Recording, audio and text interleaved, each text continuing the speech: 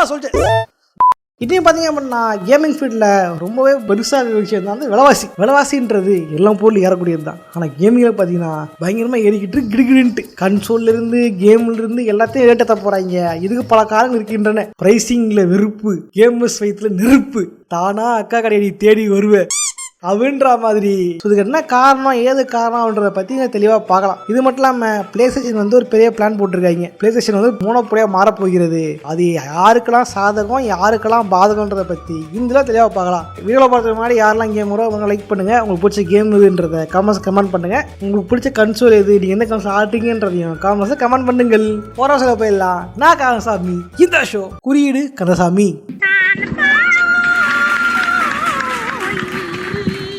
விலைவாசின்னு பார்க்கும்போது பார்த்தீங்கன்னா எல்லாம் போல வரல ஏறுதான். ஆனால் இன்றைக்கி பார்த்தீங்க அப்படின்னா கேமிங்கில் வந்து நிறைய விஷயம் ஏறிட்டு இருக்கு. உதாரணம்னா கேமோட ப்ரைஸ், புது கேமோட ப்ரைஸ் அப்படின்றது பெரும்பாலும் வந்து $60 இருக்கும். அது கொஞ்சமாக $70 வந்துச்சு. இப்போ பார்த்தீங்கன்னா $7 மாற்றுறதுக்கு வந்து பிளான் போட்டுருக்காங்க.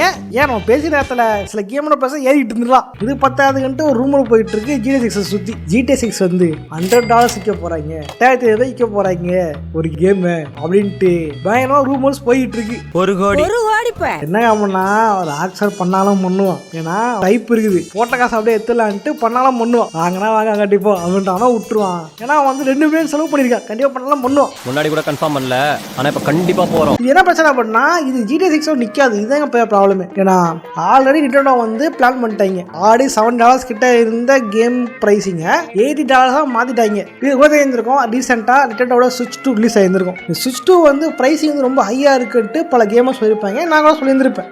அதுக்கு அது கேம் கன்சோல் வர கேம் தான் வந்து மேரியா கார்ட். இந்த கேமோட பைசா பார்த்தீங்கன்னா வந்து $7 வித்துருக்காங்க. $80 $6,843 கிட்டத்தட்ட $7,000 வந்து கேம் விற்கிறானுங்க. யோசிச்சு பாருங்களேன். கேம்ஸ்லாம் வந்து 4,000 2,000 இருக்கும் போதே நமக்கு வந்து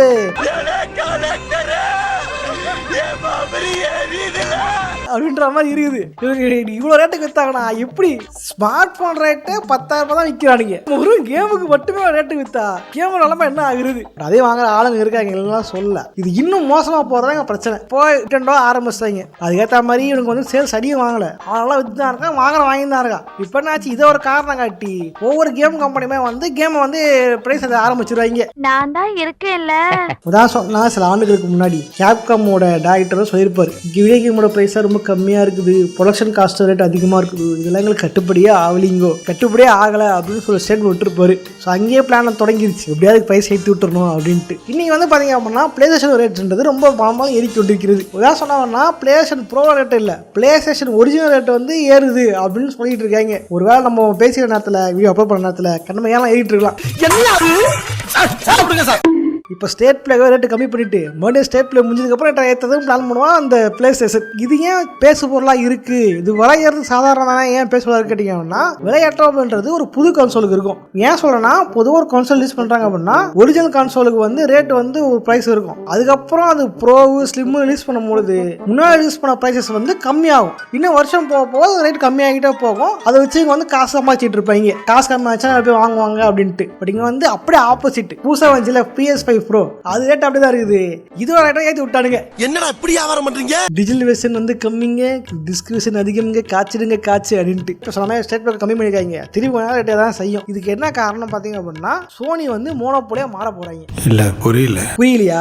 எக்ஸ்பாக்ஸ் பார்த்தீங்க அப்படின்னா அதை போனே சொல்லியிருப்பேன். எக்ஸ்பாக்ஸோட சேல்ஸ் ரொம்ப அடி வாங்கியிருக்கு, ரொம்ப அடிமட்டத்துக்கு போயிடுச்சு. இதனால வந்து மைக்ரோசாஃப்ட்ல என்ன சொல்றாங்க அப்படின்னா இதுக்கப்புறம் அடுத்த கன்சோல் வருது தெரியுமா, அந்த கன்சோல் தான் கடைசி கன்சோல் இருக்கும் எக்ஸ்பாக்ஸுக்கு. இதோட கையை சாத்துறோம். இதுக்கப்புறம் வந்து எங்களுக்கு ஹார்ட்வேர்ஸ்ல விற்க மாட்டேங்குது, நாங்கள் சாஃப்ட்வேர் சைடில் சர்வீஸாக போயிடுறோம், அப்படி மூவ் பண்ணலாம் அப்படின்னு தான் மைக்ரோசாஃப்ட் பிளான் பண்ணிட்டு இருக்காங்க. இதில் வேற இன்னொன்னா இது மாதிரி கன்சோல் வார்னு ஒன்று இருந்துச்சு, தனி வீடியோ போகிற கன்சோல் வார் பற்றி. இப்போ என்ன ஆச்சு, கன்சோல் வார்ன்றது அப்படியே காலி ஆயிடுச்சு. காரணம் எக்ஸ்பாக்ஸோட இந்த வீழ்ச்சியால் என்ன ஆச்சு அப்படின்னா எக்ஸ்பாக்ஸ் வந்து எக்ஸ்க்ளூசிவ்லாம் வேணாம் தம்பி, இந்த தம்பி திரும்ப தம்பி ரேசஸ்லேயே அடிக்க தம்பி, அதை மட்டும் காசு கொடு தம்பி அப்படின்ற மாதிரி ஆயிட்டாங்க.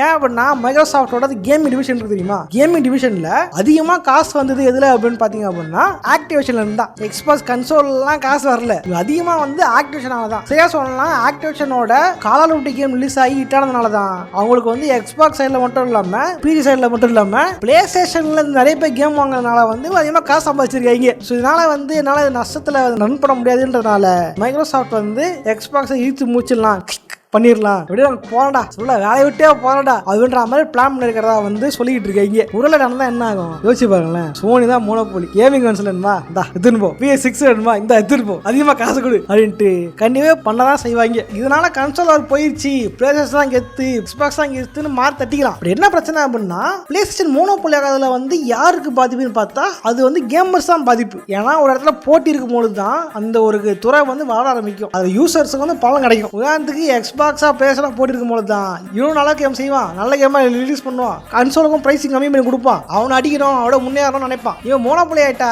போட்டி போட யாருமே இல்லை அப்படின்னா அவனுக்கு எங்க இருந்து இது இருக்கும், இந்த கேம் தான் விடுவேன் வச்சுக்க, இதான் பிரைஸ், இதாக்கு ஒத்தா வாங்க ஆகிட்டு இப்போ நாங்கள் மட்டும்தான் அப்படின்ற மாதிரி ஒரு கம்பெனி மாறுறதுன்றது ரொம்பவே நடக்கக்கூடிய ஒரு விஷயம் தான். உதாரணத்துக்கு மார்வல் டிசி எடுத்துங்க, டிசி வந்து உறங்க போயிட்டாங்க, மார்வல் மட்டும் தான் இன்ஃபினிட்டி நடக்கிறதுக்கு காய்ச்சாங்க. அந்த தைரியத்தை தான் இஷ்டத்துக்கு சீரிஸ் இஷ்டத்துக்கு படம் ரிலீஸ் பண்ணி அதில் பேரை கெடுத்துக்கிட்டு இருந்திருப்பாங்க. மார்வல் முன்னாடி டிசிக்கு ஒரு போட்டிக்கு ஆள் இருந்தான்றதுனால இஷ்டத்துக்கு பண்ணிட்டு இருந்தாங்க. டிசி படுத்ததுனால என்ன பண்ணிட்டாங்க அப்படின்னா என்னடா பார்க்க போறாங்க வச்சுக்க அப்படின்ட்டு இஷ்டத்துக்கு பண்ண ஆரம்பிச்சிட்டாங்க. ஃபேன்ஸோட ஒரு கோரிக்கை ஏற்றுக்கவும் இல்லை. இன்னைக்கு தான் பல நட்டங்களுக்கு பிறகு புரிந்து கொண்டு கொஞ்சம் ரிவர்ஸ் கியர் போட்டு வந்திருக்காங்க. சேம் இதே ப்ராப்ளம் பிளேஸ்டேஷன் சைடுல கண்டிப்பா வர வாய்ப்பு இருக்கு. கேமோட பிரைஸ் ஏற்றிடுவாங்க. நம்ம கேட்கற நல்ல கேம்லாம் வராது, இதான் கேம்ன்ற மாதிரி இருக்கும். ஏன்னா கேம்ஸ் ஆடுறதுக்கு வேற எதுவுமே இல்லையே, வேற கம்பெனி இல்லையா பண்றது. ஸோ இது வந்து ஒரு பெரிய ப்ராப்ளம் தான். இந்த விளையாட்டுன்றது வெறும் கன்சோல்ல மட்டும் தான் பிரச்சனைன்னா கிடையாது, இது பிசி தான் பிரச்சனை வரும். சரியா சொன்னா நமக்கு ஸ்டீம் இருக்கா, எபிக் இருக்கான், ரெண்டு பேரும் போட்டி போட்டுக்கிட்டு நான் ஃப்ரீயா கொடுக்குறேன், நான் கம்மி பண்றேன்ட்டு கம்மி பண்ணி கொடுப்பாங்க. பிசி கேமர்ஸ்க்கு எப்பயுமே மஜா தான்.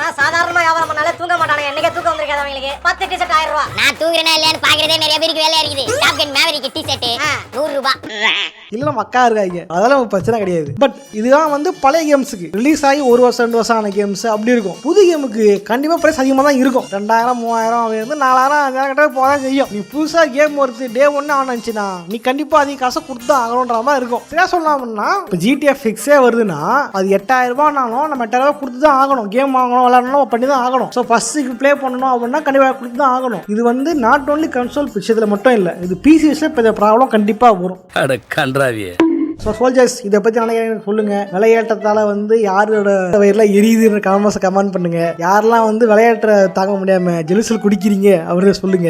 எந்த நல்லா இருக்குன்னு சொல்லுங்க, நானும் வாங்கிக்கிறேன். GTA ஷூட்டர் பார்த்தேன், பட் இது கரண்ட் பிரச்சனை பண்ணிட்டாங்க, அதெல்லாம் வீடியோ தின்னு. ஓகே, இந்த மாதிரி என்ன வீடியோ போகணும்னு நினைக்கிறேன் கமெண்ட் பண்ணுங்க. நானும் பற்றி தெரிஞ்சுட்டு அந்த வீடியோ போட்டு ட்ரை பண்றேன். ஓகே, இதே மாதிரியான இன்னொரு சோர்ஸாக சந்திக்கிறேன். போடுறேன், பாய்.